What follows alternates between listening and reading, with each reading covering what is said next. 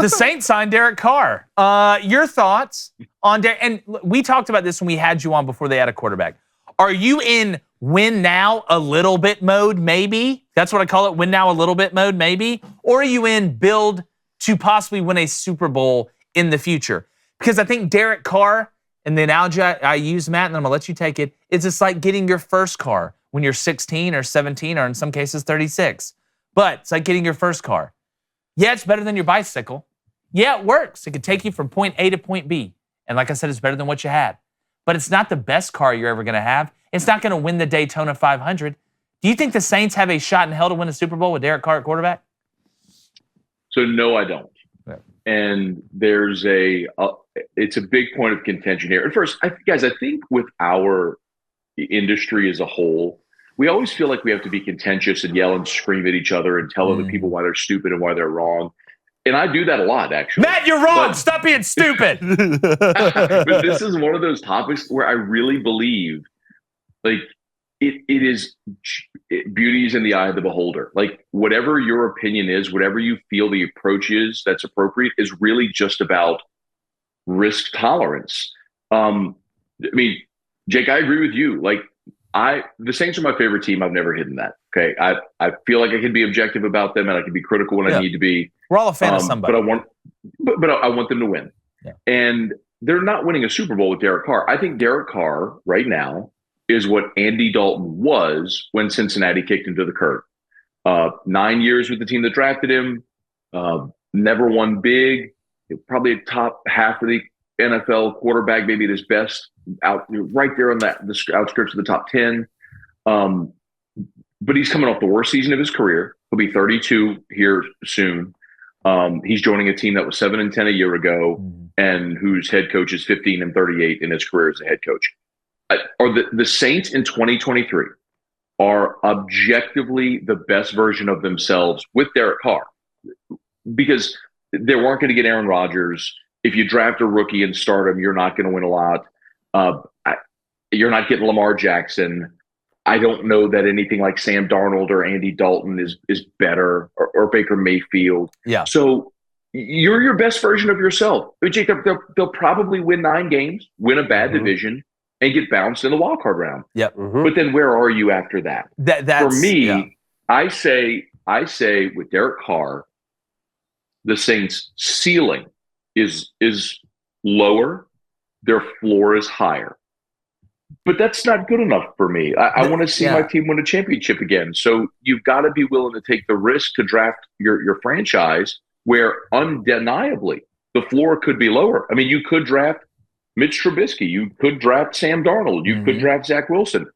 But maybe you draft Patrick Mahomes. Maybe you draft Jalen Hurts. And I would be willing to take that risk. Yeah, I just look at it from this standpoint, and I agree with you, Matt. I think they are basically the best version that they could possibly put together with the circumstance they're in 2023. But I don't think that's the spot you want to be in if you're the Saints. You know, you're not some organization that's never had success or doesn't know how to get the mix right. You've won Super Bowls. We saw and it wasn't just because of Sean Payton. Obviously, it was a big deal, but that city loves their football team. It's a great combination between fans and organization. But it seems to me with the Saints, what I'm looking at is, in my opinion, because I'm always in win Super Bowl mode. You're not winning the Super Bowl in 2023 as the best version of yourself.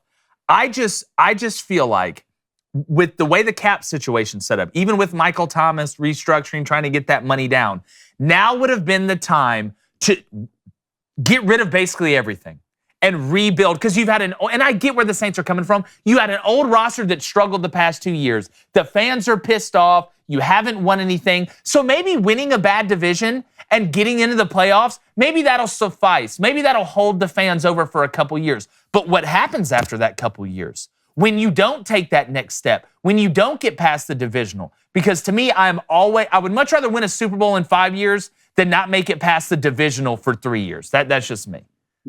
And the other point of that too, and I agree, but there's no guarantee you win the Super Bowl within 5 years, and that's going to be the for sure, which is true. Yeah. But I want to at least believe at the beginning of the season my team has a shot to win it, and I don't believe they do right now.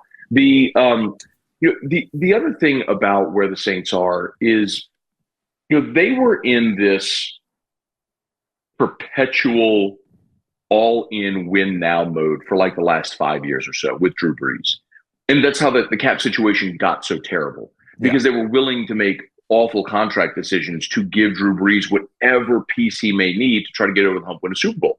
And they got close, guys. I mean, they got really close a couple times, but they just didn't finish. And so in some respects, it almost feels like the dude at the casino that loses all his cash and keeps running to the ATM instead of taking the L and moving on with his life.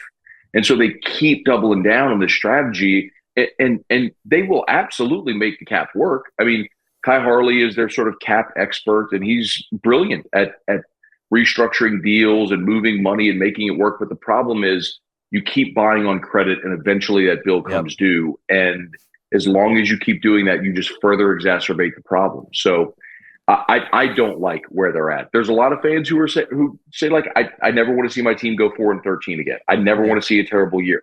I would take 4-13 if it meant resetting, getting someone who could be your franchise and trying to build toward the future. Yeah. Well, you know who else has a problem with that same financial strategy? The United States government. That's what he just said is exactly what we do every single day. Go ahead, David. Well, I agree with you, Matt, particularly on the outcome of the season in terms of nine wins, win a bad division, get bounced in the wild card with Derek Carr at quarterback. I think that is a likely scenario. But we're talking about a franchise here who's notorious for not drafting quarterbacks. I don't think you've drafted a quarterback in the first 2 rounds since Archie Manning. Even Drew Brees came over for the Chargers, and that tandem of Drew Brees and Sean Payton, as great as it was, that only resulted in 1 Super Bowl. We're coming up here on the draft. You know, there's a couple quarterbacks coming out from the SEC here, and Will Levis and Anthony Richardson, that are just getting all sorts of hype here, projected early in the first round, based off their intangibles, with the possibility they could do something like what Josh Allen did, or even Justin Herbert, in terms of taking that next step, even though their collegiate careers were sort of, average at best. Would you like to see the Saints go for a quarterback like that rather than have Derek Carr? Or, would you rather see them win 9 games, and wait for next season or the season after and maybe still draft a quarterback to work under the tutelage of Derek Carr? Yeah, so Cone, so realistically, I don't know. The Saints have the 29th pick that they acquired from Denver via the Sean Payton deal. I don't know that it's possible for them to get from 29 into the top 10 to take one of the premier quarterbacks in this draft. I don't know that the Saints are aggressive in the draft. Like they are, they will notoriously move up. If they like a player, they just go get them. They don't wait. So I wouldn't say moving up is out of the realm of possibility, but for this draft, I don't know that they could get all the way up to 10 or inside of the top 10. And do you think that's where Will Levis and Anthony Richardson will go in the top 10? Oh, I do, yeah. I mean, quarterbacks are so in demand. I mean, the Bears traded up to take Mitchell Trubisky 3. That is wild. There was a day where the Eagles gave a lion's share to go up and get Carson Wentz number 2. I mean, it's just, king's ransom. That is what happens to quarterbacks. I will tell you, though, Code, the other name that you didn't mention that is the name most often mentioned here is Hendon Hooker. Yeah. Because he very likely will be sitting there at 29 and maybe even at 40. And he's, I think, a realistic option. Now, here's the one problem with Hendon Hooker, guys. Hendon Hooker's already 25 years old. And I'm not saying that that's a death knell, but if you have Derek Carr under contract for at least 2, maybe as many as 4 years, and you draft a 25-year-old Hendon Hooker to stash him, by the time you actually maybe see that materialize, you're talking about a guy who's in his late 20s and then you don't get the benefit of having your starting quarterback on a rookie contract. You don't get the cap benefits of what the Eagles have right now, paying Jalen Hurts $300K.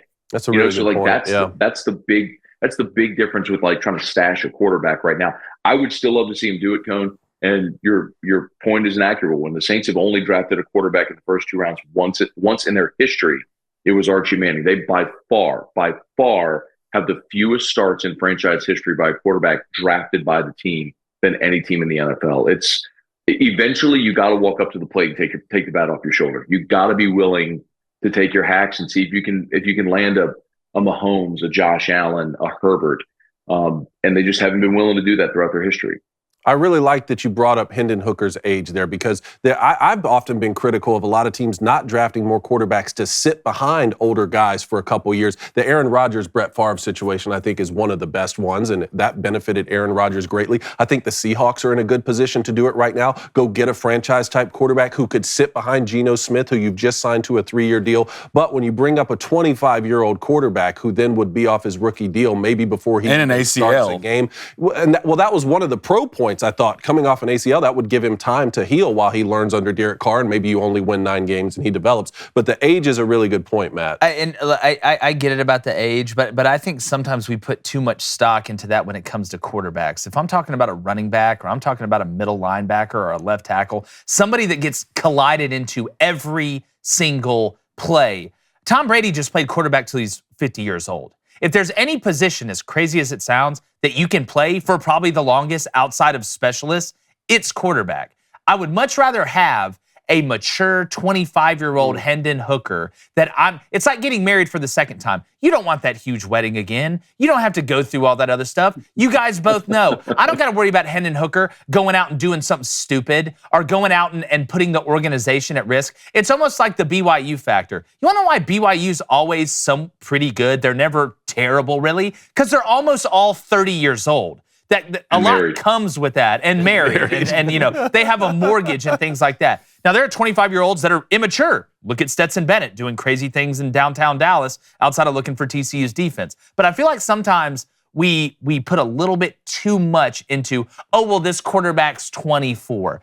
Again, if he was a running back, I get it. If he was a safety, I get it. I just think at that position, maybe you can get away with it for a little bit longer than others. Yeah, just one quick follow-up on that. I agree with you completely. Okay, good follow-up, Matt. All right, what else? If Hooker was going to come in and start as a rookie, the problem is because of the Carr situation, you're delaying his ability to start, and you're not getting the cap benefits of having your starting quarterback on a rookie deal. No, that's exactly right. That's why I wouldn't do it now. That's why I'm saying, like, before they made this Derek Carr deal, if you were going to go get one for the first time, that would probably been a pretty decent move in mine. Well, Matt, that would have been my preference, yes. We got to talk about the draft earlier. You do have the 29th pick for the Saints. Do you want to see them take a quarterback? Or what position other than quarterback do you think they need the most? Let's see it. Oh, boy. Come on now. All right, Matt Moscona. Come on, Matty. Come on. I didn't think you could look any better, and now you just look phenomenal. By the way, Blake, great to see you, bud. I missed you, dude. I missed you, too. Yeah. So, I'm not looking at that right now. The Saints have some pretty glaring needs. I think at the top of the list is defensive tackle. Guys, they have one interior defensive lineman under contract right now. One. Wow. That's ridiculous. David Onyemata is a free agent. He could resign. I think he probably will. They're going to have to go out in free agency and add some interior defensive line help. And I wouldn't be surprised at all if the first pick they use is on attack. We've seen I think McShay this week had Brian Breesy from Clemson, the big defensive tackle. Or the end, look, Miles Murphy. Yeah, I mean, anywhere on the defensive line, because outside of, so you got an aging Cam Jordan, Carl Granderson, and Tano Passanio. I mean, those are your ends. I mean, I guess you could throw in the kid out of Houston they drafted a couple of years ago, who's Peyton Turner, who's been a total bust. But they got to get defensive line help. I think their secondary is good. They were second in the NFL last year in passing yards allowed. I think they're solid at linebacker. They got to get help on the defensive line. Brian Kelly just making some kind of low-key moves just to establish some dominance, a little alpha dog action? No, look, he has consistently said that. Even when he took the job, he said that's why he wants to play Alabama. I mean, it's I think it's one of those no-win situations. What do you say? You know, I mean, Nick has the clout, the collateral to say whatever he wants. And you know what, guys? Nick's not wrong. I mean, that's a terrible draw. But I also understand where Brian Kelly's coming from. And honestly, guys, I'm fine with LSU playing Alabama every year as long as Alabama's path is equally as difficult as LSU's.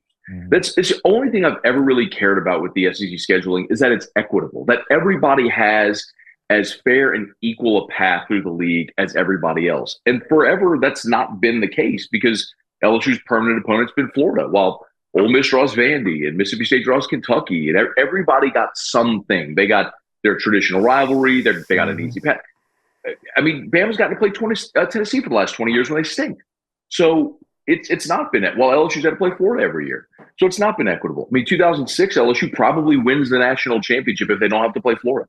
If they play Vanderbilt instead of Florida. LSU wins the national championship that year with Jamarcus and those guys. So I'm fine with it as long as everybody's path is even. And I think the way that they've set it up is about like that. I just can't believe that Bama is drawing the short straw. Yeah, I know. That's what shocked me. You know, it's funny, you know, being an Auburn guy, we have to play Alabama and Georgia every year. The SEC felt so bad for us that they just gave us Vandy. They're like, listen, we got to keep y'all's two biggest rivals, but here's Vanderbilt. Here's your bye week every week. But I thought if those permanent rivals go out like Ross put them out, I think that's the best. I think they did the best job they possibly could, honestly, when you look at it. And the whole point of scheduling, Matt, I agree with you. That's why we need no divisions, 9-game in-conference schedules. So for in a 4-year span, every team can play every team at home and away. That is the whole point of scheduling in conference, in my opinion. Matt Moscona, after further review, my friend, tell everybody where they can find you. Yeah, man, you can spell my name. You can find me on the internet, on all the socials, and then afternoons on ESPN stations all throughout Louisiana. After further review, 1045ESPN.com if you want to stream it online. Nice. Matt, it's always fun, buddy. Always fun. All right, fellas. Appreciate y'all. See you, buddy. YouTube. What's up, everybody? As usual, hit that subscribe button, hit that like button, turn that notification bell on, and I promise you, we'll keep hitting homers live on the show.